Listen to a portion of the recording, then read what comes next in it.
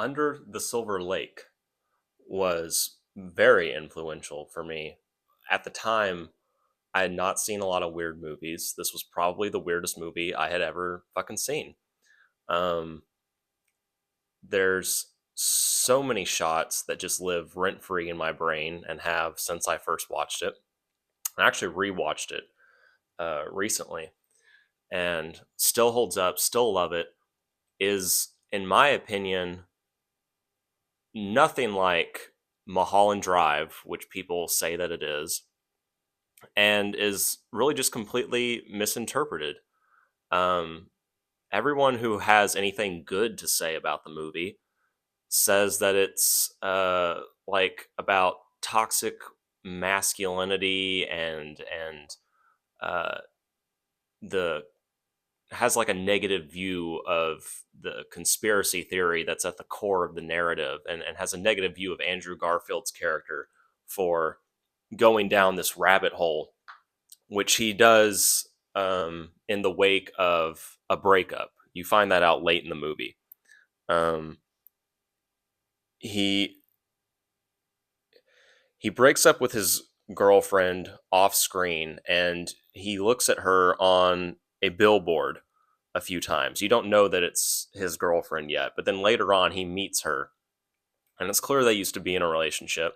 And so the billboard, which says "I can see clearly now" as the caption under her, it seems to make some people think that the whole conspiracy theory thing is just him having a psychic episode basically after their breakup, which I don't think that's the case at all. I completely disagree with that reading. There's very few sequences in this movie that feel like dream sequences. And that's another reason that I don't think it's fair to compare it to Mulholland Drive, outside of the fact that they both take place in and around Hollywood.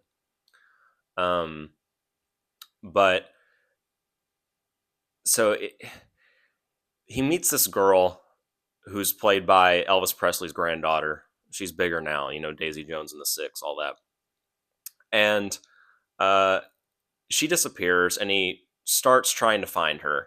And he goes to all these weird Hollywood parties and he does trip on drugs once. But at no point is there really any like long extended sequence that feels like it's just a dream sequence. There's like a couple of moments that are surreal, and typically it's people barking at him, which is because there's a dog killer going around the neighborhood, and that's like a side plot. And it's maybe implied at the end that he might actually be the dog killer in a sort of Fight Club personality thing. I don't know. That's rewatching it recently. That's the first time I actually had that interpretation, is that that could be the case. But the movie itself, like the overarching narrative, is not at all a dream sequence, and it's not being satirized by the director. Um, Andrew Garfield turns out to be right. He gets to the end of the metaphorical tunnel, and there is something strange going on, something bizarre that I won't spoil. But it's very much your classic, like, oh, Hollywood elite and rich people be crazy type of conclusion. But it's a movie that it doesn't mock going down the rabbit hole. What it does is show you, and I think a very powerful way actually, is how meaningless the conspiracy theory hunt basically becomes. Because what are you going to do when you reach the end of the tunnel? What are you going to do when you know everything and you finally understand?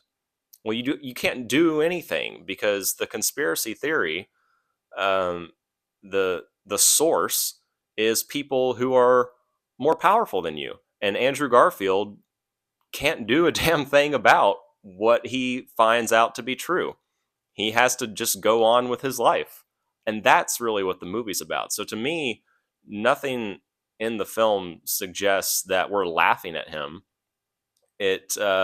It pities him, really, in a way. He's a very very scuzzy character, which I really really enjoy Andrew Garfield playing this kind of guy who likes, he just feels like he doesn't shower. You can just feel that coming off of him.